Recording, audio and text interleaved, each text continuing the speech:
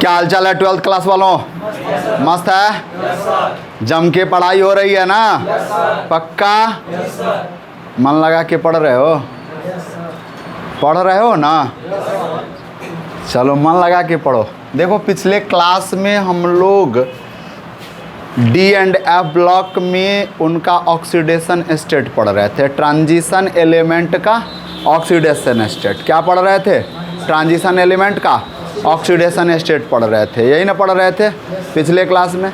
तो oxidation state में हम लोगों ने देखा था, क्या देखा था कि प्रथम संक्रमण श्रेणी की धातुओं का ऑक्सीकरण अवस्थाएं अति सामान्य ऑक्सीकरण अवस्थाओं को मोटे टाइप अक्षरों में दिखाया गया है।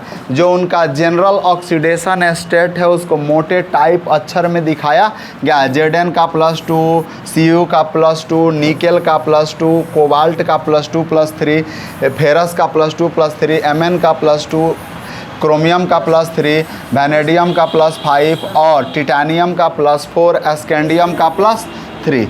यानी कहने का अर्थ है कि श्रेणी की प्रथम संक्रमण श्रेणी की धातुओं की ऑक्सीकरण अवस्था है, ऑक्सीडेशन स्टेट, जो नॉर्मल ऑक्सीडेशन स्टेट होता है। जैसे कोई आपसे पूछे कि Fe का नॉर्मल ऑक्सीडेशन स्टेट क्या होगा, तो +2+3 होगा, +2+3 जो नॉर्मल ऑक्सीडेशन स्टेट होता है। क्लियर है? सामान्य ऑक्सीकरण अवस्था, तो वह +2 और +3 होता है। उसी तरह से कोई पूछे कि कोबाल्ट का क्या होता है, तो बताओगे +2+3। लेकिन कोई पूछे कि मैग्नीज का Mn का नॉर्मल ऑक्सीडेशन स्टेट क्या होता है, तो आप सीधा देख के बोलोगे कि सर +2 होता है, +2 होता है। नॉर्मल ऑक्सीडेशन स्टेट +2 होता है। बाकी ये दिया गया है, लेकिन ये वेरिएबल है। ये क्या है? वेरिएबल है। उठ जाओ, ये वेरिएबल है। ठीक है? अब देखो, तो यहाँ दिया गया है कि +2 और नीचे फिर क्या दिया गया है भाई? +7। क्या दिया गया है? +2 और +7, तो +2, +7 भी होगा। नॉर्मल ऑक्सीडेशन स्टेट है, जो मोटे अक्षरों में दिखाया गया है। मोटे अक्षरों में नॉर्मल ऑक्सीडेशन स्टेट को दिखाया गया है। क्लियर है? चलो, अब यहाँ तक हम लोग पिछले क्लास में देख चुके थे और बताया गया था कि ऑक्सीडेशन स्टेट से रिलेटेड और भी सारी जानकारियाँ आपको अगले क्लास में दी जाएंगी। आज हम लोग अपना क्लास स्टार्ट करते हैं। कोई दिक्कत? किसी को कोई प्रॉब्लम? आगे बढ़ें? क्लास समझ में आ रहा है? पक्का? अगला हम लोगों का टॉपिक क्वेश्चन है भाई, एग्जाम्पल आपके NCERT का, कि उदाहरण 8.3 ऐसे संक्रमण तत्व का नाम बताइए जिसमें परिवर्तनीय ऑक्सीकरण अवस्थाएं नहीं पाई जाती हैं। यानी ऐसा आप अपने संक्रमण श्रेणी के एक तत्व का नाम बताइए जिसमें परिवर्तनशील ऑक्सीडेशन स्टेट नहीं पाया जाता है। तो आप बताओगे फटाक से पीछे से देख के, किसमें परिवर्तनशील ऑक्सीडेशन स्टेट नहीं है भाई? एस्केंडियम में। किसमें नहीं है? एस्केंडियम में। तो Zn में भी नहीं है। तो एस्केंडियम में परिवर्तनीय ऑक्सीकरण अवस्थाएं नहीं दर्शाता। अब आप कह रहे हो कि इधर सर Zn में भी दिया था, इधर Zn में भी दिया था +2। अब ये भी वेरिएबल नहीं है, तो क्या हम एस्केंडियम ही क्यों लिखेंगे? Zn क्यों नहीं लिखेंगे?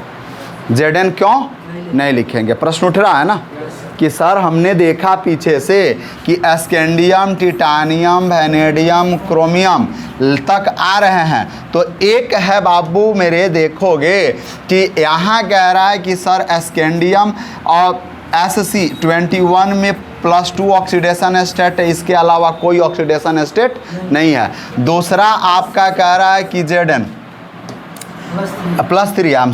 +3 है, और दूसरा कह रहा है Zn 30 में +2 ऑक्सीडेशन स्टेट है, इसके अलावा कुछ और नहीं है। आप यही ना देख रहे हो? तो क्वेश्चन क्या पूछा जा रहा है? एक बार क्वेश्चन पढ़ो प्यार से। क्वेश्चन पढ़ो कि ऐसे संक्रमण तत्व पूछा जा रहा है, ऐसा ट्रांजिशन एलिमेंट जो वेरिएबल ऑक्सीडेशन स्टेट को रिप्रेजेंट नहीं करता है। क्या पूछा जा रहा है आपसे? Transition element. समझ में आ रहा? तो Zn ट्रांजिशन एलिमेंट है? नहीं है। Zn ट्रांजिशन एलिमेंट नहीं है। इधर Zn ट्रांजिशन एलिमेंट है, तो Zn not transition element, not transition element. देखोगे मेरे बाबू, इसको लिखोगे ट्रांजिशन एलिमेंट। क्यों नहीं है भाई? डी ऑर्बिटल पूर्ण रूप से भरा है। तो अब आपका प्रश्न Zn के साथ कैंसिल आउट होगा ना, ए ट्रांजिशन एलिमेंट नहीं है, not T element, T element क्यों, तो because it's D orbital fulfilled, it's have D orbital fulfilled, यानी इसका डी ऑर्बिटल पूर्ण रूप से भरा है, इसलिए ट्रांजिशन एलिमेंट। क्वेश्चन पूछा जा रहा है ऐसा ट्रांजिशन एलिमेंट जिसमें वेरिएबल ऑक्सीडेशन स्टेट पाया जाता है, नहीं पाया जाता है। क्वेश्चन पूछा जा रहा है जिसमें वेरिएबल ऑक्सीडेशन स्टेट नहीं पाया जाता है, तो आंसर क्या होगा? बातें समझ में आ गई? अगला देखो, संक्रमण तत्वों की 3D श्रेणी का कौन सा तत्व बड़ी संख्या में ऑक्सीकरण अवस्थाएं दर्शाता है? कौन सा तत्व सबसे बड़ी संख्या में ऑक्सीडेशन स्टेट को रिप्रेजेंट करता है? तो प्रथम श्रेणी का 3D सीरीज का, तो ये सब जो एलिमेंट दिख रहे हैं कौन से सीरीज के हैं भाई? 3D सीरीज के, सब 3D सीरीज के हैं। और इसमें सबसे बड़ा ऑक्सीडेशन स्टेट किसका है? Mn का। Mn का ऑक्सीडेशन स्टेट कितना है भाई? +7 है। सबसे लार्जेस्ट है ना, सबसे लार्जेस्ट है कि नहीं है? तो आप आंसर क्या लिखोगे अगले पेज पे? मैग्नीज। मैग्नीज क्या लिखोगे भाई? Mn manganese, 25 atomic number. इतनी बात समझ में आ गई? तो आपके क्वेश्चन, आपके बुक का क्वेश्चन है, NCERT का, पेज नंबर आप देख लेंगे जो भी होगा, ठीक है। अब जितना भी होगा आप मिला लेंगे, कोई दिक्कत, एनी प्रॉब्लम? आगे बढ़े हम लोग। तो अब आगे बढ़ते हैं बाबू मेरे। तो अगला टॉपिक क्या मिलता है? अच्छा लिखोगे, चलो pause the video, note it down please.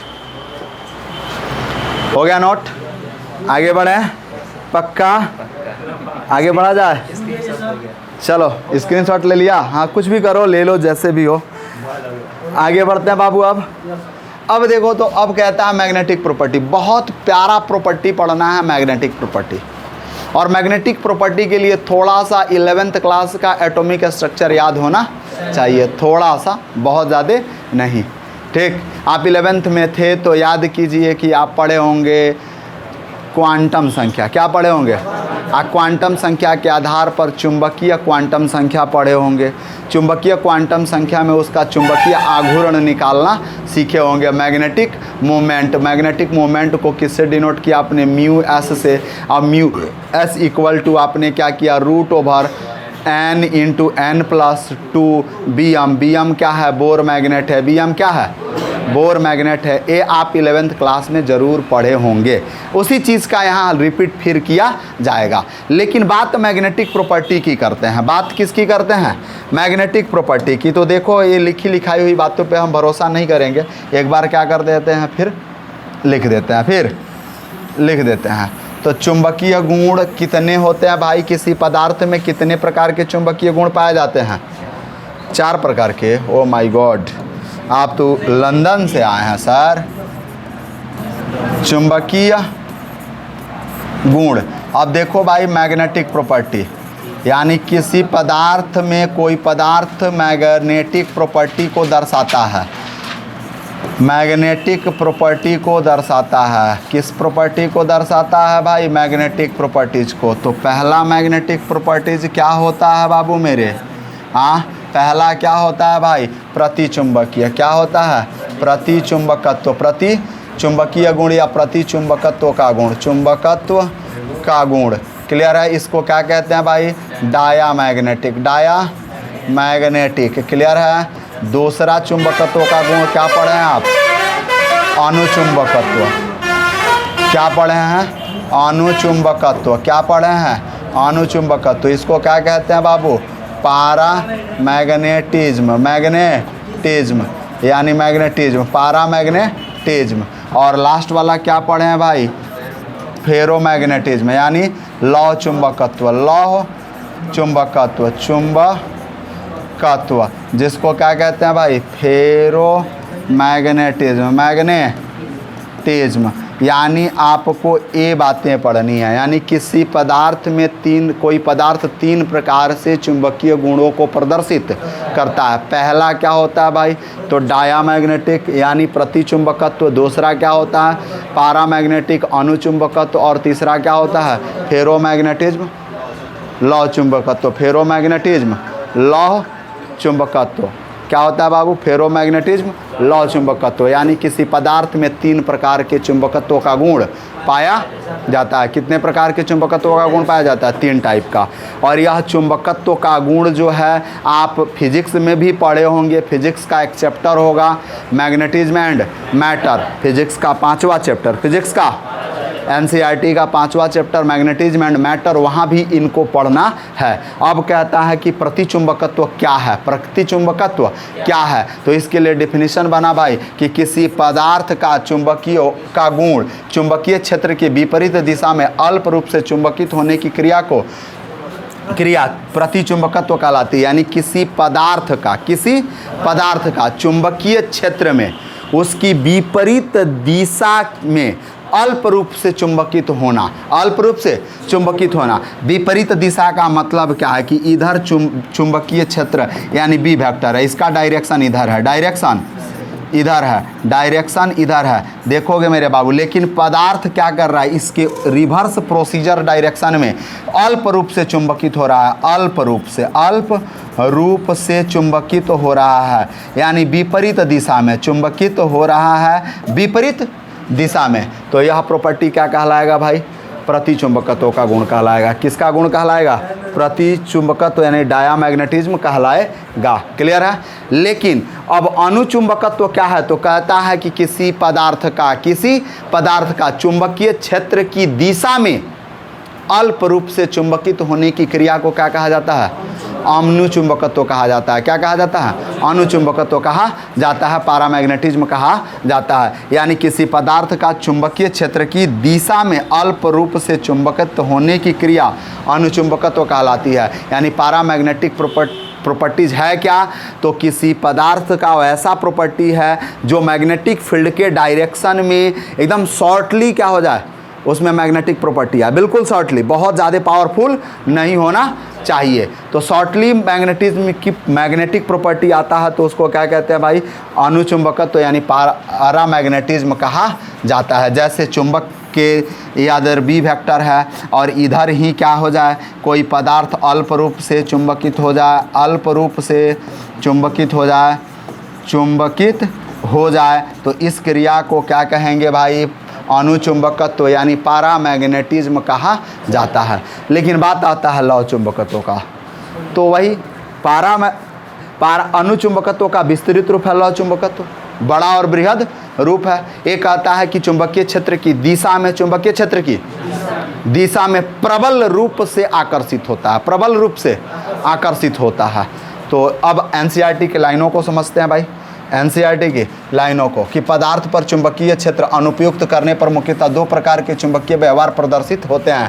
पहला प्रतिचुंबकत्व और दूसरा अनुचुंबकत्व। चुंबकीय पदार्थ अनुप्रयुक्त चुंबकीय क्षेत्र द्वारा प्राकृतिक होते हैं, अर्थात अनुचुंबकीय पदार्थ आकर्षित होते हैं। जो पदार्थ चुंबकीय क्षेत्र में प्रबल रूप से आकर्षित होते हैं वे लौ चुंबकीय कहलाते हैं। अब देखो नीचे एनसीईआरटी कर रहा है, वास्तव में लौ चुंबकत्व अनुचुंबकत्व का चरम स्वरूप है। चरम स्वरूप का मतलब विस्तृत स्वरूप है, विस्तृत स्वरूप है, स्वरूप है। क्या है भाई? विस्तृत स्वरूप है। क्लियर है ना? आप बहुत से संक्रमण धातु आयन अनुचुंबकीय होते हैं।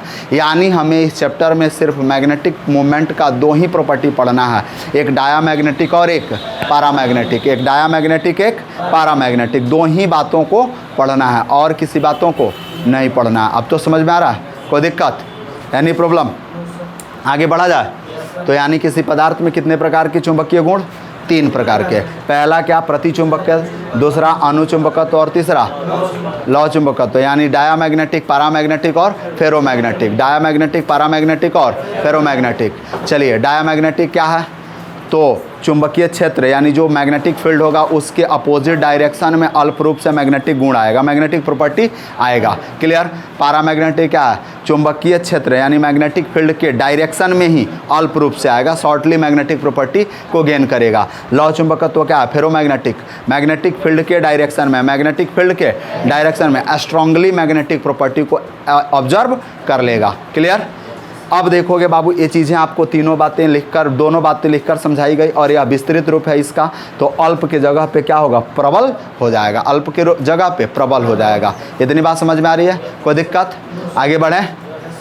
Pause the video, note it down please. Pause the video, note it down, जल्दी से नोट करिए, फटाफट करिए, आगे बढ़ा जाए। स्क्रीनशॉट ले लिए, चलिए अच्छी बात है। आगे बढ़ते हैं मेरे बाबू, आगे बढ़ते हैं फटाफट, आगे बढ़ा जाए। बिल्कुल,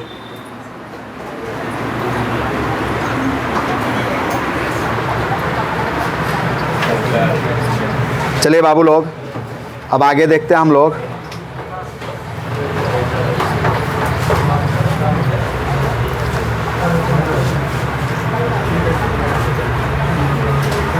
ये किनका फ़ोन है भाई? नहीं बंद नहीं हुआ, लीजिए पकड़िए। हाँ आप अपना भी ले लीजिए भाई, ये फ़ोन। फ़ोन जमा इसलिए हुआ था ना कि आप लोग क्लास में बैठ के बहुत बदमाशियाँ करते हैं, इसलिए फ़ोन जमा कर लिया जाता है। आगे बढ़ा जाए। अब देखिए, अब चुंबकीय गुण, चुंबकीय गुण, मैग्नेटिक प्रॉपर्टीज। क्या पढ़ना है भाई?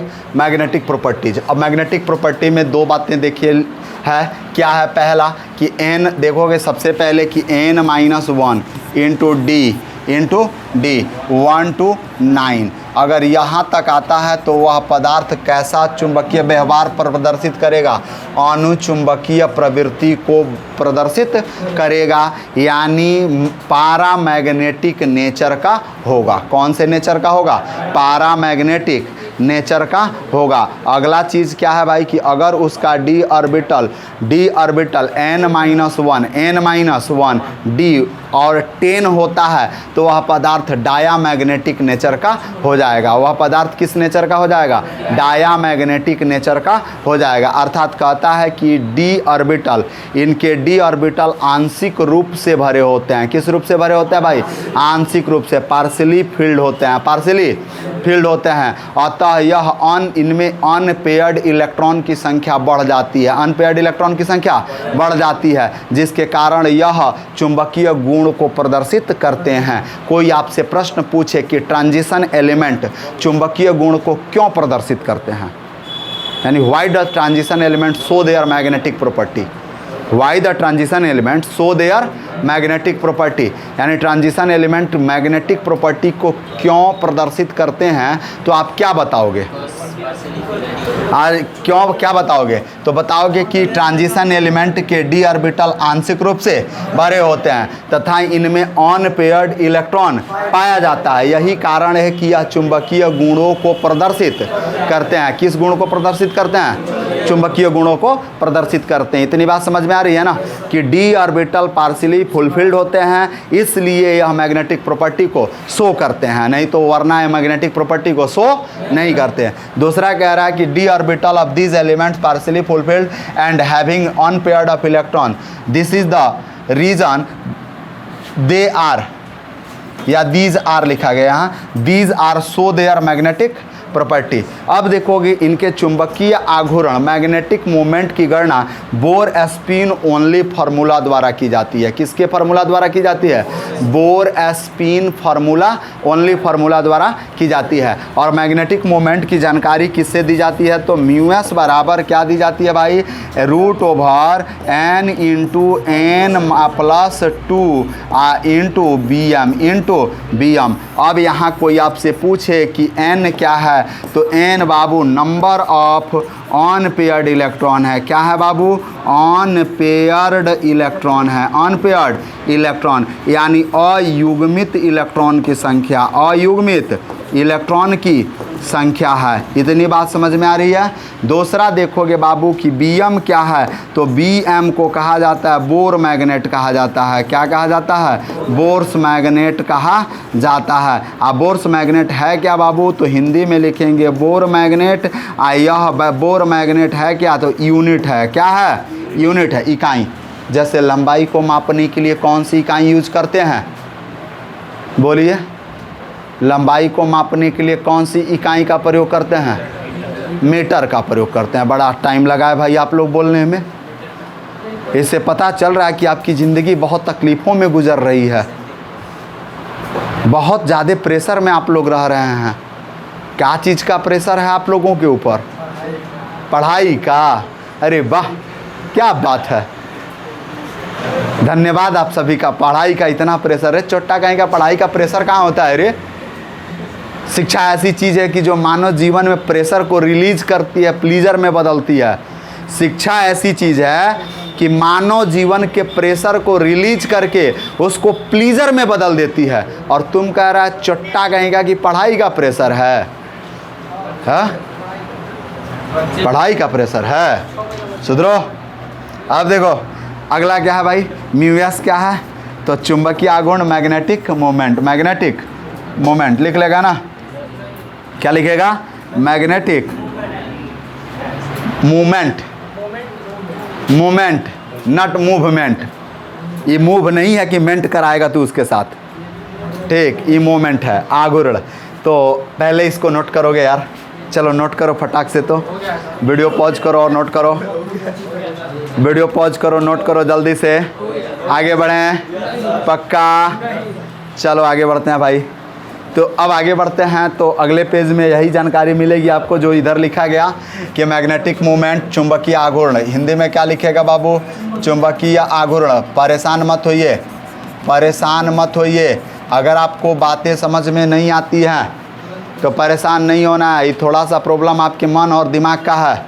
एक बात ज़िंदगी में याद रखिएगा, जो लोग भी आज सफल हैं वो कभी असफल थे, जो लोग आज बहुत आगे हैं वो कभी बहुत पीछे थे। कभी याद कीजिए कि वही अमिताभ बच्चन को फिल्म इंडस्ट्री में उनके आवाज़ के लिए निकाल दिया गया, उनके आवाज़ से प्रॉब्लम हो रहा था इंडस्ट्री में, और किसी दिन ऐसा दिन आया कि पूरी दुनिया उनकी आवाज़ की दीवानी हुई, मुकम्मल हुई।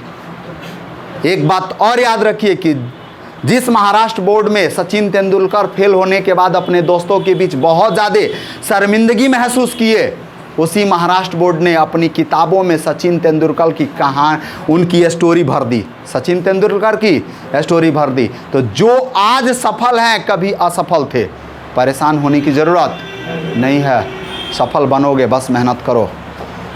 तो अब देखो बाबू, म्यूएस की बात आती है। किसकी बात आती है भाई? म्यूएस की। तो म्यूएस बराबर 0 होगा, म्यूएस बराबर 0। यहाँ जो मैग्नेटिक मोमेंट निकाल रहे हो, ये म्यूएस अगर 0 आ गया, क्या आ गया बाबू? 0। तो जो हमारा सबस्टांस है वह क्या हो जाएगा? डाया मैग्नेटिक हो जाएगा। क्या हो जाएगा? डाया मैग्नेटिक होगा, डाया मैग्नेटिक होगा। क्लियर है ना? और फिर अगला हम लोग अगर म्यूएस अपना हम क्या कर लें, डज नॉट इक्वल टू 0 आ जाता है, तो हमारा सबस्टांस क्या होगा बाबू? पारा मैग्नेटिक होगा, पारा मैग्नेटिक होगा। एनसीईआरटी में अगली पॉइंट देखोगे कि एन का मान निकालते हैं। एन है क्या? तो नंबर ऑफ अनपेयर्ड इलेक्ट्रॉन है, नंबर ऑफ अनपेयर्ड इलेक्ट्रॉन है, अनपेयर्ड इलेक्ट्रॉन है, तो यानी अयुग्मित इलेक्ट्रॉन, अयुग्मित इलेक्ट्रॉन है, अयुग्मित इलेक्ट्रॉन है। एन क्या है? अयुग्मित इलेक्ट्रॉन है। और एन का मान अगर 1 2 3 4 5 आता है तो म्यूएस का मान हमारा क्या आएगा? अगर एन बराबर 1 है तो म्यूएस बराबर 1.73 बीएम होगा। अगर म्यूएस बराबर 2 है तो हमारा एन बराबर 2 है तो म्यूएस का मान कितना आएगा? 2.84 बीएम आएगा। अगर एन का मान 3 है तो बीएम का यानी म्यूएस का मान कितना होगा? 3.87 बीएम। अगर म्यू का एन का मान 4 है तो हमारा म्यूएस का मान क्या आएगा? 4.90, 4.90। अगर एन का मान 5 है तो म्यूएस का मान क्या होगा? 5.92 बीएम होगा, 5. एन का मान 1 तो बीएम का मान हट जा रहा है, देख के बोलो। एन का मान 1 तो बीएम का मान, म्यूएस का मान कितना होगा? 1.73 बीएम। एन का मान 2 तो म्यूएस का मान 2.84।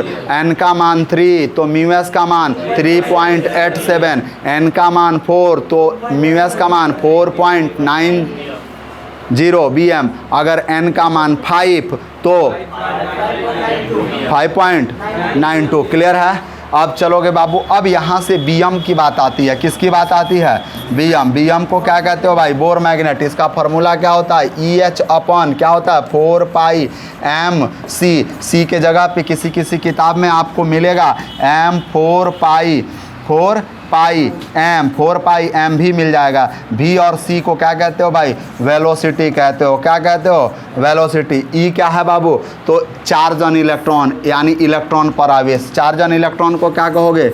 इलेक्ट्रॉन पर आवेश कहोगे। इलेक्ट्रॉन पर आवेश कहोगे। h को क्या कहोगे? प्लांक नियतांक कहोगे। प्लांक नियतांक कहोगे। क्या कहोगे? प्लांक नियतांक। m को क्या कहोगे? इलेक्ट्रॉन का द्रव्यमान, इलेक्ट्रॉन का द्रव्यमान। और c क्या कहोगे? वेलोसिटी ऑफ इलेक्ट्रॉन, इलेक्ट्रॉन का वेग, इलेक्ट्रॉन का वेग। अब इलेक्ट्रॉन का द्रव्यमान क्या होता है? तो मास ऑफ इलेक्ट्रॉन कितना होता है भाई? 9.11 into 10 to the power minus 31 kg। 9.11 into 10 to the power minus 31 kg। और इलेक्ट्रॉन का वेग इस फार्मूला पे रख के आप आसानी से निकाल सकते हो। क्लियर है ना? ये बातें हो गई। अब इससे रिलेटेड हम लोग अपने जेई और नीट में पूछे गए प्रीवियस ईयर क्वेश्चन का एनालिसिस करेंगे कि क्या इस थ्योरी को पढ़ने के बाद हमसे क्वेश्चन बन पा रहा है कि नहीं बन पा रहा है। तो हम क्वेश्चनों को बनाने का प्रयास करेंगे। तो पहले वीडियो पॉज करो और इसको अच्छे से नोट करो। चलो pause the video, note it down please. Note करिए फटाफट जल्दी से। बाबू लोग हो गया? आगे बढ़ा जाए।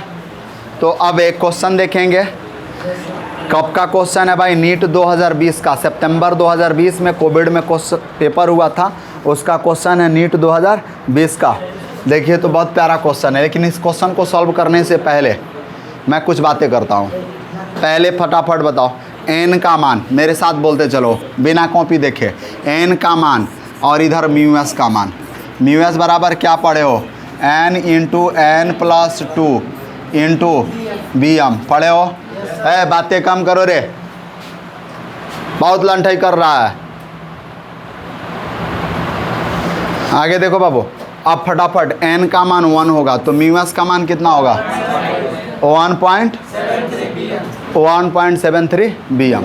1.73 bm। फटाफट पर मेरे साथ बोलते चलो। अगर n का मान 2 है 2.84 bm होगा μs का मान। अगर n का मान 3 है तो 3.87 bm। क्लियर है ना? अब चलो n का मान 4 होगा 490 bm होगा μs का मान। अगर 5 होगा तो 5.92 bm। क्लियर है ना? अच्छा, इतनी बात समझ में आ रहा है? कोई दिक्कत? कितने लोग अपने मन से बोले हैंड्स अप? अच्छा, ऊपर से 3 नंबर तक अपने मन से, बाकी निचवा देख के कॉपी पेस्ट। चलिए अच्छी बात है, कोई बात नहीं, याद हो कर लीजिएगा, याद कर लीजिएगा। अब देखो बाबू, ये क्वेश्चन तो बन जाएगा, बहुत आसान है, देखने में भास्ट लग रहा है आपको, फार्मूला याद नहीं है, मान याद नहीं है तो क्वेश्चन भास्ट है। लेकिन पहले समझो कि सर जी आपका प्रश्न ये उठेगा, वो मास्टर जी आप बार बार करा रहे हो n 1 2 3 4, कैसे आएगा n कैसे आएगा? तो सपोज डैट मेरे पास मैं एग्जांपल लेता हूँ निकेल का। निकेल एटॉमिक नंबर 28 होता है, +2 चार्ज है इस पर। तो इसमें n का मान निकालना है। किसका मान निकालना है? n का। चलो इसको ऊपर ठकेल के करो, और इसको हमने ऊपर ठकेल के कर दिया यहाँ, ठीक है। और हमारा ये 2 यहाँ आ गया। और सुनो बाबू, अब निकेल का मैं इधर लिख देता हूँ ताकि उधर क्वेश्चन सॉल्व करने में हमको आसानी रहेगी। यहाँ से देखोगे कि इसका एटॉमिक इलेक्ट्रॉनिक कन्फिग्रेशन लिखो। क्या लिखोगे बाबू? आर्गन 18। उसके बाद क्या लिखोगे? 4s2 3d 8। लेकिन अब इसको सजाओगे पहले, AR 18 और 3d 8 करोगे, आप 4s2 करोगे, 4s2। अब माइनस कितना इलेक्ट्रॉन? 2, क्योंकि इसने अपना 2 इलेक्ट्रॉन खोया है, तभी तो इस पर पॉजिटिव चार्ज आया है ना। अपना 2 इलेक्ट्रॉन इसने किसी को दे दिया है, बगल वाली को दे दिया। किसको दिया रे बबुआ? किसको दिया?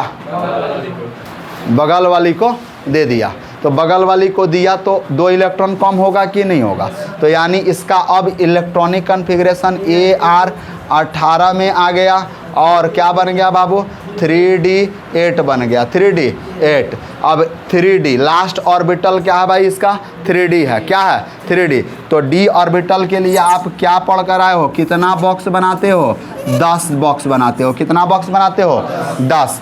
तो 3d आपको 8 लिखना है, 1 2 3 4 1 2 3 4 5 10 होगा, यानी 10 बॉक्स नहीं 5 बॉक्स बनाते हो।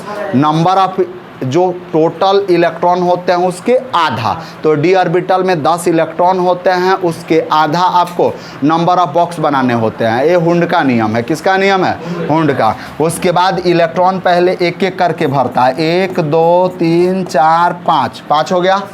अब उसके बाद इलेक्ट्रॉन का पेयरिंग होगा 6 7 8 6 7 8।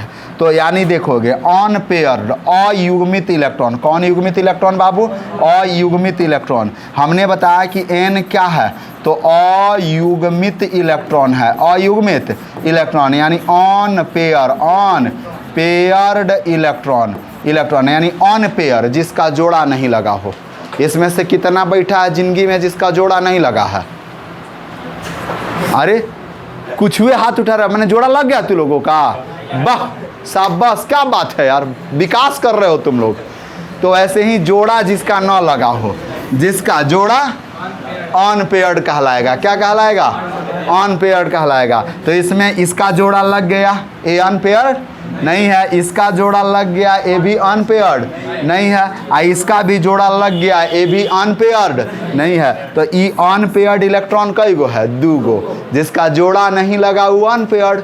यानी तुम में से 4 गो हाथ उठाया था कि हम अनपेयर्ड हैं, तो तू 4 गो क्या है अनपेयर्ड है, जोड़ा नहीं लगा है। बाकी सब ससुरा तो तुम लोग बड़ा लंट है रे, हाँ तुम लोगों का जोड़ा लग गया है रे। अब देखो बाबू आगे बढ़ते हैं। तो अनपेयर्ड इलेक्ट्रॉन एन का मान कितना हो गया 2, एन का मान, बातें कम करो बदमाशी कम करो, एन का मान कितना हुआ 2 हो गया। तो एन का मान 2 हुआ, तो अब म्यू एस बराबर कितना होगा,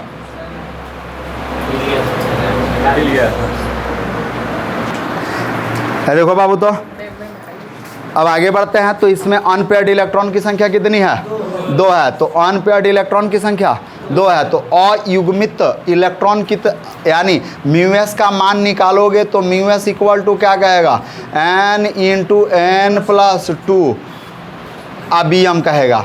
तो यानी अब n का मान 2 तो म्यू एस का मान कितना, n का मान 2 तो म्यू एस का मान कितना, फटाफट बता दो म्यू एस का मान कितना 2.84 बीएम 84। ये बात समझ में आया? तो एक एग्जाम्पल समझ में आ गया कि नहीं आया? आ गया पक्का। हाँ तो अनपेयर्ड इलेक्ट्रॉन कितना हुआ बाबू इसमें 2। तो अब म्यू एस का मान इसका कितना निकल के आ गया 2.84 बीएम, 2.84 बीएम निकल के आ गया। कोई दिक्कत है? 3 पार्ट में क्वेश्चन को हमने बनाई दिया बबुआ, 1 पार्ट 2 पार्ट और 3 पार्ट। 3 पार्ट में क्वेश्चन आपका बन गया, यानी एक एग्जाम्पल लेके निकल गया ये ऐसे यहाँ से यहाँ तक। अब ये बातें आपको समझ में आ गई हैं। तो अब अपने क्वेश्चन को पढ़ोगे। नीट 2020 का क्वेश्चन है, नीट 2020 का क्वेश्चन है, सितंबर 2020 का क्वेश्चन है। कह रहा है कि the calculated spin only magnetic movement of the chromium plus 2 ion is, chromium plus 2 ion is, ये तो देख के पता चल गया, देख के पता चल गया। क्रोमियम प्लस 2 कह रहा है, क्रोमियम प्लस 2। तो क्रोमियम प्लस 2 इसका मतलब कि सबसे पहले क्रोमियम 24 एटॉमिक नंबर होता है और प्लस 2 दिया हुआ है, तो इसका इलेक्ट्रॉनिक कन्फिग्रेशन आर्गन लिखोगे, उसके बाद 18 लिखोगे, 4s2 लिखोगे, 3d4 लिखोगे और इसमें से एक इलेक्ट्रॉन ट्रांसफ़र करोगे, याद रहना चाहिए। तो अब ये क्या बन जाएगा AR 3d5 हो गया और 4s1 हो गया। लेकिन कहाँ के इसमें से कहा क्या जा रहा है +2 कहा जा रहा है, तो -2 इलेक्ट्रॉन करेंगे। और जब -2 इलेक्ट्रॉन करेंगे तो अब क्या बनेगा बाबू AR, उसके बाद से 3d4 बन जाएगा, 3d4 बन जाएगा, 3d4 बन जाएगा। इतनी बात समझ में आ रही है कि नहीं आ रही है? तो 3d कितना बनेगा भाई 4 बनेगा। तो 3d4 आप 4s जो होगा उसमें क्या होगा 0 इलेक्ट्रॉन होंगे, 0 इलेक्ट्रॉन होंगे, यानी s में से एक घटेगा, और डी में से एक घटेगा, तो 4s0 3d 4। अब सुनो भाई कि अब इसका डी ऑर्बिटल बना लोगे, क्या बना लोगे, डी ऑर्बिटल के लिए 1 2 3 4 5 हो गया, 3d 4 है, तो पहले इलेक्ट्रॉन एक एक करके भरता है, तो एक एक इलेक्ट्रॉन भरने का प्रयास करोगे, फिर इलेक्ट्रॉनों का जोड़ा लगाओगे। ये तो पूरा भरबे नहीं करेगा तो जोड़ा कहाँ से लगेगा, नहीं लगेगा। तो यानी अनपेयर्ड इलेक्ट्रॉन n का मान कितना हो गया 4, n का मान 4, तो μs बराबर बगल में लिखा गया है n का मान 4, तो μs बराबर 4.90 bm, तो μs बराबर 4.90 bm। क्लियर है, एनी प्रॉब्लम। तो अब ऑप्शन नंबर कितना, ए नंबर, ऑप्शन नंबर कितना, ए नंबर। अब इसने क्रोमियम को ही क्यों दिया, क्वेश्चन क्यों नहीं निकेल दिया, यहाँ पहले निकल लेकर बनाए थे, इन्होंने क्वेश्चन निकेल क्यों नहीं दिया। तो अभी आपको पिछले क्लास में जब इलेक्ट्रॉनिक कन्फिग्रेशन बता रहे थे तो उसमें बताया गया था कि कुछ ऐसे एलिमेंट होते हैं जिनके s सब सेल से एक इलेक्ट्रॉन ट्रांसफ़र होता है डी सब सेल में एक्साइटेड स्टेट में, तो क्रोमियम के साथ एक्साइटेड स्टेट अप्लाई होता है, ना कि normal state ground state apply किया जाता है। अब तो समझ में आ रहा है, इसलिए इन्होंने किसका मान दिया, क्रोमियम का। बहुत सारे बच्चे नॉर्मल ब्रेन से सोचेंगे क्रोमियम, पटाख से ऊपर वाला इलेक्ट्रॉनिक विन्यास लिखेंगे और चट दे घटा देंगे, तो यहाँ डी थोड़ा सा दिक्कत हो जाएगा ना, होगा कि नहीं होगा। आगे बढ़े हम लोग, तो चलो अब देखो तो बाबू, अब आगे बढ़ते हैं। तो ये पहला क्वेश्चन हो गया, ऐसे बहुत सारे क्वेश्चन हम लोग को करने के लिए मिलेंगे। तो pause the video, noted on page. चलिए वीडियो पॉज कीजिए, फटाफट नोट कीजिए, वीडियो पॉज कीजिए, नोट कीजिए। हो गया नोट, आगे बढ़ें, पक्का, कोई दिक्कत, हाँ आगे बढ़े ना। और सरकंडा के पहुना का हाल है आपका, बहुत बेचैन रहते हैं आप क्लास में, हाँ कहाँ है, अहिर हैं, अच्छा डायलॉग मार रहे हैं, एक तो बिहारी या ऊपर से अहिर, जलवा तो चलबे करेगा, वाह। तो जादव जी के झंडा तोरा लहंगा पे पहरी, बारे यहाँ नहीं फहराइए, यहाँ झंडा जानते हैं बोर्ड एग्जाम में फहराना पड़ेगा, क्योंकि आपको कोई तरीका मालूम ही नहीं है लांगा पे झंडा फहराने का। एग्ज़ाम में झंडा फहराइए बबुआ, जहीर है तो क्या मतलब हुआ, अच्छा जहीर नहीं अहिर, जो भी हो। ए बाबू क्वेश्चन देखो तो, एक क्वेश्चन अधूरा है, नीट 2018 का क्वेश्चन अधूरा है, कह रहा है कि मैच मेटल्स आयन गिवन।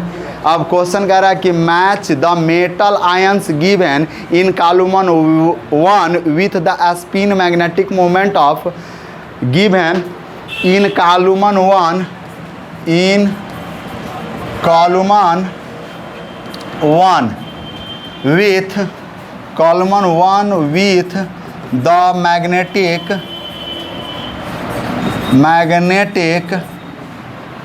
हो गया, magnetic spin movement of the ion, spin यानी मैग्नेटिक, ऐसे कर लो, स्पिन मैग्नेटिक मूवमेंट कर लो भाई। पहले क्या लिख लो, स्पिन मैग्नेटिक मूवमेंट, काय मुँह बना लिए बाबू, हाँ नहीं ऐसा कुछ बात नहीं है, ठीक है। Movement of the ion, magnetic movement of the ion, of the ion, question लिख दे रहा है पहले, ion given in column 2, given in column 2 and assign the correct code।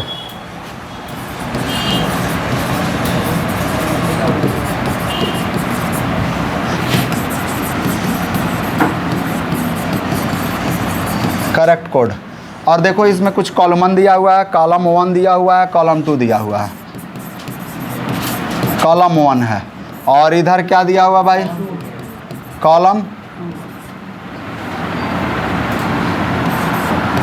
Column 2 दिया हुआ है। चलो कॉलम 1 में क्या है, कॉलम 2 में क्या है। कॉलम 1 में कह रहा है कि पहला एक एलिमेंट है जिसका नाम सी कोबाल्ट दिया गया है। क्या दिया गया है भाई? Cobalt plus three. उसके साथ CrFe निकेल, यहाँ दिया गया है Cr+3 निकेल, CrFe दिया गया है और निकेल दिया गया, Fe दिया गया और निकेल दिया गया। Fe+3 है और निकेल 2+ है, 2+ है। यानी सबको ऐसे सजा लो भाई, अलग अलग मत लिखो। 3+, इसको भी क्या करो 3+ कर लो, 3+ कर लो। क्लियर? अब देखो ए दूसरा नंबर, ए तीसरा नंबर और ए चौथा नंबर, अब सुनोगे मेरे बाबू, इसमें कुछ मान दिए गए हैं। सुनो बाबू, बहुत प्यारा क्वेश्चन है, क्वेश्चन समझ में आ जाएंगे तो बनाने में कोई तकलीफ नहीं है। अब इसमें मान दिया गया है क्या? तो पहले कॉलम 2 में मान दिया गया है कि √8 इसका पहला दिया गया है भाई, यानी अब देखो 1 2 3, यानी अब इसका पहला दे दिया गया है, दूसरा दिया गया है, तीसरा दिया गया है और चौथा दिया गया है। क्या दिया गया है? मैं लिख देता हूँ, √8 √35, √8 √35 और फिर दिया गया है √3 √24, √3 रूट, और फिर एक 5 नंबर भी इसमें दे रखा है इन्होंने।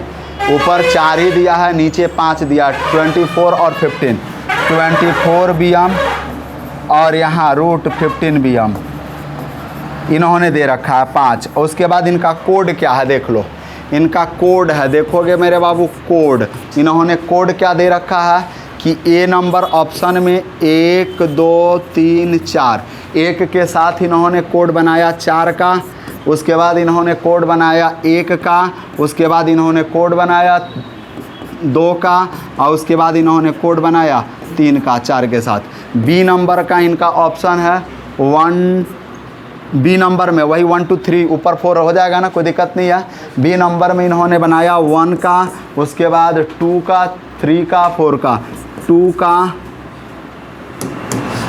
का, 3 का और 4 का, 2 का, 3 का और 4 का। सी नंबर में इन्होंने बना दिया है कि पहले 4 बनाया, उसके बाद 5 बनाया, उसके बाद 2 बनाया और फिर 1 बनाया इन्होंने। क्लियर है ना? फटाफट दिखाई दे रहा है, समझ में आ रहा है? चलो ये सी नंबर हो गया। डी नंबर इन्होंने ऑप्शन कोड में दे रखा है 3 का, उसके बाद इन्होंने कोड दे रखा है 5 का, उसके बाद 1 का और उसके बाद 2 का, उसके बाद 2 का। बहुत प्यारा सा क्वेश्चन हो गया।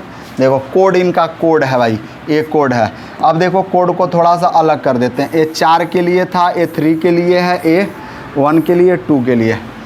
अब देखो भाई, अब आपको क्वेश्चन सॉल्व करना है, क्वेश्चन सॉल्व करना है। सबसे पहले सॉल्व करोगे, कैसे सॉल्व करोगे?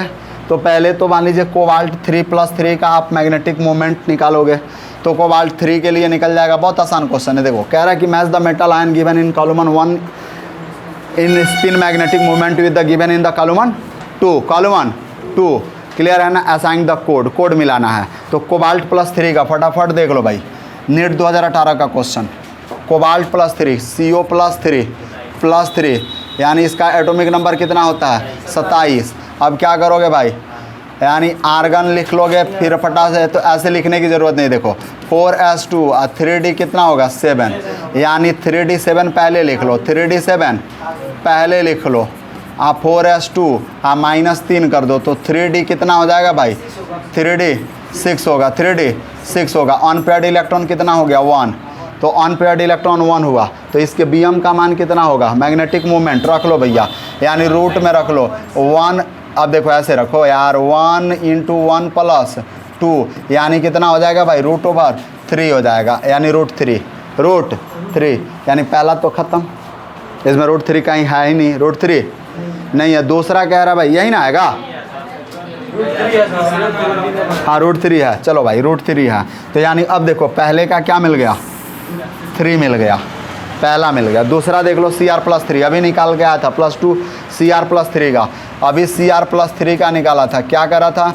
तो 4s यानी ऐसे लिखा था 3d 5 लिखा था, 4s 1 लिखा था, एगो इसमें से और दूगो इसमें से, तो 3d क्या बनेगा 3।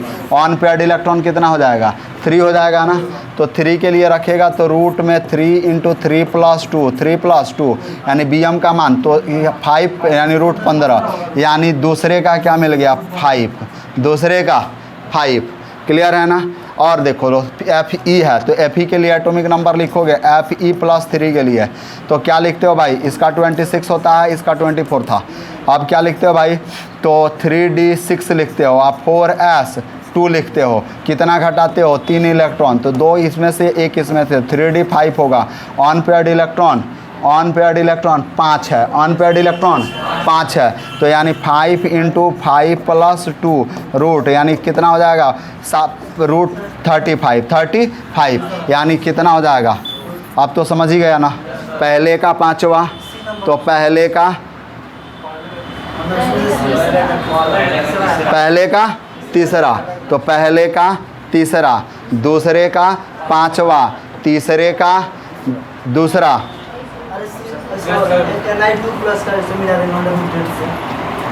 अब पहले देख लो हम गलती नहीं लिखे हैं, कोडवा गलती नहीं लिखे हैं। 1 देखो मिला लेना तो थोड़ा, पहले का लिखे हैं 4 1 2 3 सही है। दूसरे का दे रखा इन्होंने 1 2 3 4, तीसरे का 4 5 2 1 4 5 2 1 4 5 2 1 हाँ, और 3 और फिर इस लास्ट वाले का इन्होंने दे रखा है 3 4 1 2 3 5 1 2 सही है, कोड सही है। तो फिर इधर हम लोग का क्यों गलती हो रहा है, कोबाल्ट +3 का क्यों आ रहा है मिस्टेक में। तो एक और बात करो, सबका निकालो, कोई दिक्कत नहीं है, सबका निकालो। अभी देखो इतना हो गया, एक और निकालो। अब देखो तो Ni का निकालो। √8 हुआ था ना, √8 हुआ था, तो Ni का √8 हुआ था। अब देख लो भाई, हो गया कहानी ख़त्म। तो पहले का यानी चौथे का पहला, चौथे का पहला, ऑप्शन नंबर कौन सा होगा, सी मिल रहा है पक्का। पहले का क्या मिल रहा है, पहले का तीसरा, इसमें पहले का तीसरा कहाँ है, नहीं है ना।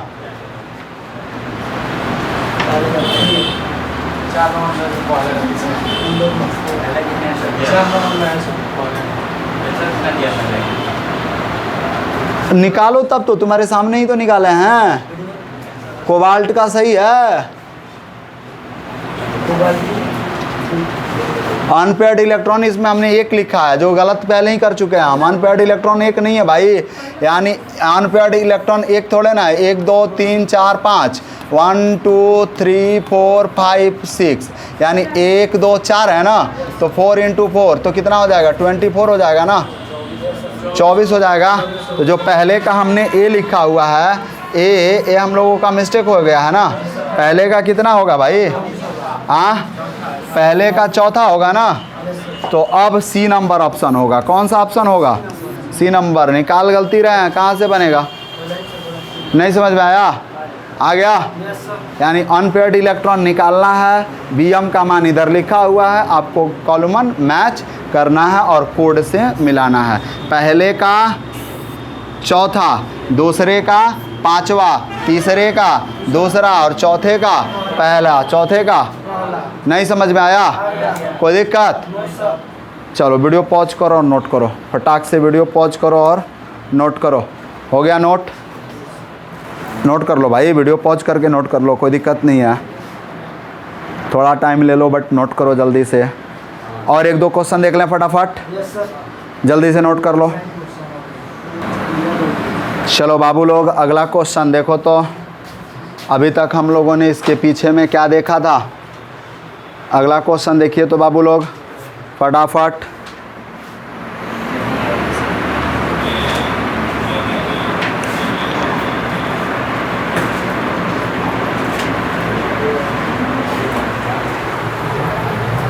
जल्दी से क्वेश्चन दिखाई दे रहा है आप लोगों को, फटाक से क्वेश्चन देखिए, क्वेश्चन देखिए।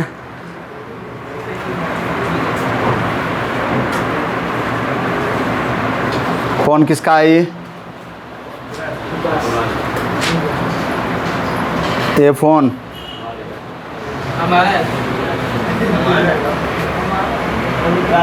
पासवर्ड बताइए।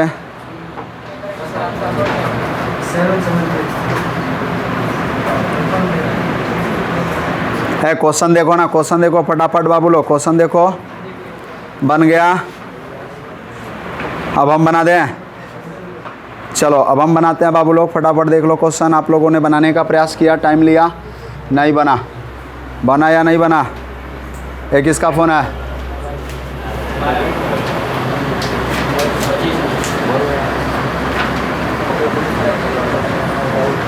आप लोगों ने क्वेश्चन बनाने का प्रयास किया, बना या नहीं बना?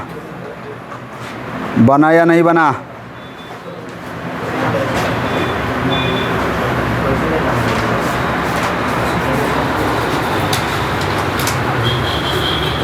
चलो देखो तो भाई, बहुत प्यारा क्वेश्चन है, बहुत प्यारा क्वेश्चन। क्या कह रहा है? CBSE AIPMT 2015 का क्वेश्चन और 2014 का क्वेश्चन। बहुत प्यारा क्वेश्चन इन्होंने दे रखा है कि मैग्नेटिक मोमेंट ऑफ इतना, मैग्नेटिक मोमेंट इन्होंने दे दिया है 2.84 BM दे दिया है। क्लियर है ना?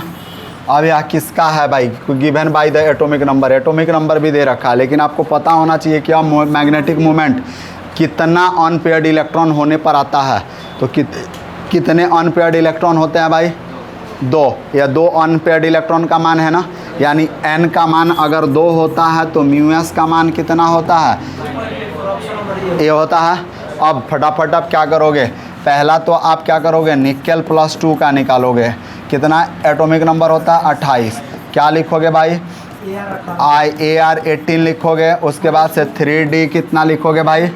3D 8 4s2 माइनस कितना? 2 इलेक्ट्रॉन, तो 3D 8 हो जाएगा, 3D 8 हो जाएगा। आप बॉक्स बना लोगे फटाफट, फटाफट बॉक्स बनाओगे। 1 1 2 3 4, यानी पहले एक एक करके इलेक्ट्रॉन को भरोगे, फिर उसका क्या करोगे? पेयरिंग करोगे, फिर पेयरिंग करोगे। 5 2 7, यानी 3 अनपेयर्ड इलेक्ट्रॉन कितना हो गया? 3। कैसे हुआ भाई? एक और लगाएं, एक और लगाना पड़ेगा ना। तो अनपेयर्ड इलेक्ट्रॉन n बराबर कितना हो गया? 2। अब आगे बढ़ने की ज़रूरत है ही नहीं, आगे बढ़ने की ज़रूरत है ही नहीं। ऑप्शन नंबर क्या होगा? 1। बहुत सारे बच्चों को नहीं समझ में आ रहा है तो निकाल के देख लो भाई। टिटानियम है, एटॉमिक नंबर कितना दिया हुआ है? 22। जो आगे बैठे हुए हैं उनको तो बिल्कुल समझ ही में नहीं आ रहा है कि वो मास्टर जी आप पढ़ाई क्या रहे हो। अच्छा, क्वेश्चन हल हो गया है? ओहो, इसलिए आप लोग मायूस बैठे हुए हैं। तो टिटानियम 22 है ना। लो, आर्गन 18 यूज करोगे। उसके बाद से तो पहले 3D कितना करोगे? 2 4s2। अब प्लस कितना दिया इन्होंने? चार्ज +3, यानी -3 इलेक्ट्रॉन करोगे तो 3D कितना हो जाएगा? 1। n का मान कितना है भाई? 1। n का मान 1, तो n का मान 1 पे कुछ bm, n का मान 1 है ना, तो bm का मान कितना होता है? कुछ और होता है, कुछ और होता है, इतना वैल्यू नहीं होता है। तो यह किसके लिए सही है? निकेल के लिए सही है। तो कौन सा ऑप्शन सही है भाई? Option number A, option number A सही है। कोई दिक्कत? चलो वीडियो पॉज करो और नोट करो फटाक से, वीडियो पॉज करो और नोट करो, फिर अगला क्वेश्चन देखेंगे हम लोग। वीडियो पॉज करो, नोट करो, जल्दी से जल्दी से जल्दी से जल्दी से बाबू लोग। चलिए हो गया बाबू लोग, आगे बढ़ें पक्का। चलिए कुछ और क्वेश्चन देखते हैं, 1 2 क्वेश्चन देखेंगे, फटाफट देख लें। चलो क्वेश्चन क्या है अब फटाक से देखो तो। AIPMT 2010 का क्वेश्चन दे रखा है इन्होंने। क्या दे रखा है? क्वेश्चन पढ़ो ध्यान से। 2 मिनट वीडियो को पॉज करो, क्वेश्चन को देखो और खुद से सॉल्व करो। चलो फटाफट सॉल्व करो, फटाफट सॉल्व करो। क्वेश्चन को, वीडियो को पॉज करो, क्वेश्चन को खुद से सॉल्व करने का प्रयास करो, उसके बाद हम मौका देते हैं आपको। हो गया? चलो आगे बना देते हैं हम। अब इन्होंने क्वेश्चन क्या दे रखा है फटाफट देख लो कि which one of the flowing ions has electronic configuration, यानी यह किसका इलेक्ट्रॉनिक कन्फिग्रेशन हो सकता है। एटॉमिक नंबर दे चुका है इन्होंने, मैग्नीज का 25, फेरस का 26, कोबाल्ट का 27 और निकेल का 28, यानी यह किस आयन का इलेक्ट्रॉनिक कन्फिग्रेशन है, किस आयन का इलेक्ट्रॉनिक कन्फिग्रेशन है। ऑप्शन नंबर यहाँ नहीं लिखा गया है, ऑप्शन नंबर ए ले लीजिएगा। और ऑप्शन नंबर ए में क्या है? निकेल +3 है। निकल +3। ऑप्शन नंबर बी में इन्होंने दे रखा है मैग्नीज Mn+3। सी में दे रखा है फेरस और कोबाल्ट। सी में दे रखा है Fe+3 और डी में दे रखा है कोबाल्ट +3। अब यह किसका होगा? तो आप फटाफट क्या करोगे, इलेक्ट्रॉनिक कन्फिग्रेशन लिखोगे, सॉल्यूशन में इलेक्ट्रॉनिक कन्फिग्रेशन लिखोगे। चलो सॉल्यूशन ए नंबर का देखोगे, निकल +3 है, तो आप क्या करोगे भाई, आर्गन लगा के फटाफट यूज करोगे। तो 3D कितना करोगे, निकल के लिए एटॉमिक नंबर क्या होता है, इन्होंने कितना दे रखा 28, तो आप यहाँ लिखोगे 8 4s2, लेकिन +3 है तो -2 इलेक्ट्रॉन घटाओगे। जब 2 इलेक्ट्रॉन घटाओगे तो क्या मिलेगा, Ar 3D कितना घटाओगे 3 इलेक्ट्रॉन, तो 3D कितना हो जाएगा 5, 3D 5 हो जाएगा, 5 होगा 7 हो जाएगा ना, तो 3D कितना होगा भाई 7 हो जाएगा, 3D 7। अरे S में से 2 इलेक्ट्रॉन ख़त्म और इस D में से 1 इलेक्ट्रॉन, ये भी पॉसिबल नहीं है। बी नंबर देखोगे क्या दे रखा है इन्होंने, मैग्नीज Mn+3 दे रखा है। एटॉमिक नंबर कितना होता है भाई 25 होता है। आप आर्गन लगाओगे और 3D क्या लिखोगे 5, आप 4s2 -3 इलेक्ट्रॉन करोगे तो 2 इलेक्ट्रॉन यहाँ से घटेंगे, 2 इलेक्ट्रॉन यहाँ से घटेंगे और क्या हो जाएगा भाई Ar, उसके बाद से कितना होगा 3D 4 हो जाएगा, ये भी पॉसिबल नहीं है। सी नंबर में क्या दे रखा है इन्होंने, Fe+3 का दे रखा है। आप Ar लगाओगे और क्या लिखोगे 3D 6, आप 4s2 लिखोगे, -3 इलेक्ट्रॉन करोगे तो कितना हो जाएगा 2 और यहाँ 3D 5 हो जाएगा, 5 होगा ना, 2 यहाँ से घटेगा 1 यहाँ से घटेगा तो 5, ये भी पॉसिबल नहीं है। डी नंबर में इन्होंने क्या दे रखा है, कोबाल्ट दे रखा है, कोबाल्ट +3 दे रखा है।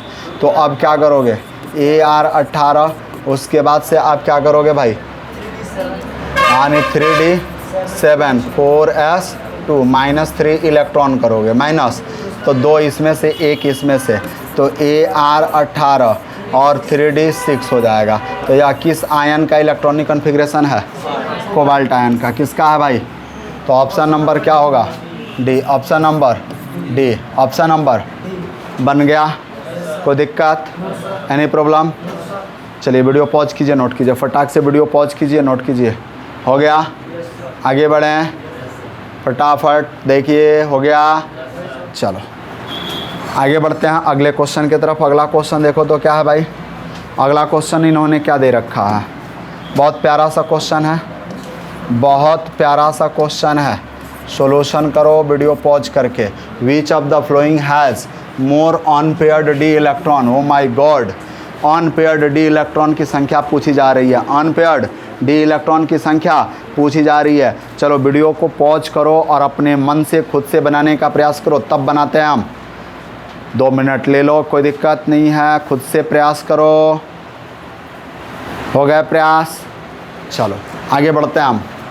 अब देखो तो which of the flowing has more unpaired D electron, यानी Zn+ है, Zn+ है, इलेक्ट्रॉनिक कन्फिग्रेशन लिखना पड़ेगा ना, तो Zn+ है, 30 एटॉमिक नंबर होता है। क्या लिखोगे, यानी क्या लिखोगे Ar, उसके बाद से 3D, यानी ऐसे लिख लो 4, अच्छा 3D 10, आप 4s2 -1 इलेक्ट्रॉन, तो क्या बनेगा 3D 9 कहाँ से बनेगा, 4s1 बनेगा ना तो 3D 10 रह जाएगा, 3D 10।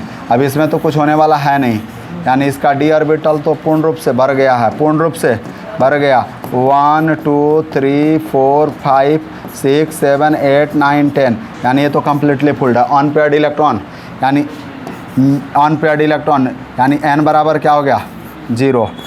अगला Zn का हो गया भाई, Zn के बाद इन्होंने क्या दे रखा है Fe का और +2, Fe+2 दे रखा है। तो क्या करोगे भाई, यानी Ar आगे लगाओगे और क्या लिखाओगे 3D 6, 4s2 -2 इलेक्ट्रॉन करोगे तो 3d6 आएगा। बॉक्स बनाओगे 3d6 के लिए कितना बनाओगे भाई, 1 2 3 4। अब एक एक करके इलेक्ट्रॉन को भरोगे, इलेक्ट्रॉन को एक एक करके 1 2 3 4 5 6, यानी n बराबर कितना हो गया, अनपेयर्ड इलेक्ट्रॉन कितना है, 4 है। अगला भाई Fe का हो गया। Fe के बाद किसका करोगे, Fe के बाद किसका करोगे, N5 का करोगे, N। अब चलो Mn, अच्छा Ni है निकल 28। अब क्या करोगे, +3 दे रखा है इन्होंने, तो क्या लिखोगे, आर्गन लिखोगे 3d7, आप 4s2 -3 3d8 4s। अब इसमें से 3 इलेक्ट्रॉन घटाओगे तो क्या बनेगा, 3d7 बन जाएगा। 3d7 कितना बॉक्स बनाओगे, 1 2 3 4। इलेक्ट्रॉन को एक एक करके भरोगे, पहले 1 2 3 4 5 6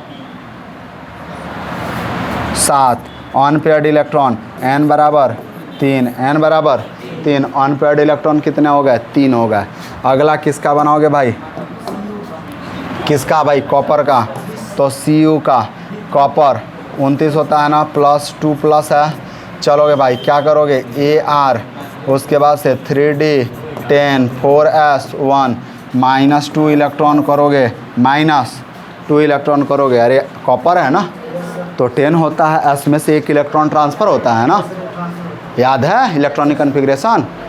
तो अब देखो बाबू मेरे, तो सबसे पहले आर्गन करोगे। अब देखो घट जाएगा तो क्या बनेगा, 3d9 बन जाएगा ना। अब इलेक्ट्रॉनिक कन्फिग्रेशन लिखोगे फटाक से, 1 2 3 4। क्या भरोगे बाबू इसमें, 1 इलेक्ट्रॉन 2 3 4 5 6 7 8 9, यानी n बराबर कितना हो गया, 1। अब पूछा जा रहा है कि कौन सा ऐसा एलिमेंट है जिसके पास d orbital, unpaired d orbital की संख्या अधिक है। किसके पास है, Fe के पास। किसके पास है, Fe के पास। अनपेयर्ड की संख्या कितनी है, 4 है। बाकी के पास, इसके पास से कम है, इसके पास से कम है, तो यह अनपेयर्ड इलेक्ट्रॉन की संख्या कितनी हो गई, 4 हो गई, यानी Fe2। तो ऑप्शन नंबर क्या हो जाएगा बाबू लोग, बी। ऑप्शन नंबर बी ये करेक्ट आंसर होगा, करेक्ट आंसर होगा। क्लियर है, कोई दिक्कत, एनी प्रॉब्लम। चलो वीडियो पॉज करो और नोट करो, फटाक से वीडियो पॉज करो और नोट करो, वीडियो पॉज करो और नोट करो। हो गया, चलो बाबू आगे बढ़ते हैं अब हम लोग। तो बाकी की जानकारी अब अगले क्लास में दी जाएगी। अभी मैग्नेटिक प्रॉपर्टी आपको समझ में आ गया, अगर नहीं आया होगा तो आप कमेंट करके ज़रूर बताएंगे। जो भी आपका क्वेश्चन भी होगा तो क्वेश्चन भी आप कमेंट कर देंगे, उसको बोर्ड पे बताने का प्रयास किया जाएगा। अगले क्लास में अब हम लोग कलर्ड प्रॉपर्टी पढ़ेंगे। क्या पढ़ेंगे, कलर्ड प्रॉपर्टी, रंग का गुण, रंग का गुण। क्लियर है, चलो आज के लिए सिर्फ इतना ही। हंसते रहें, मुस्कुराते रहें और यूँ ही PCM क्लासेज में पढ़ने आते रहें। जय हिंद, जय भारत।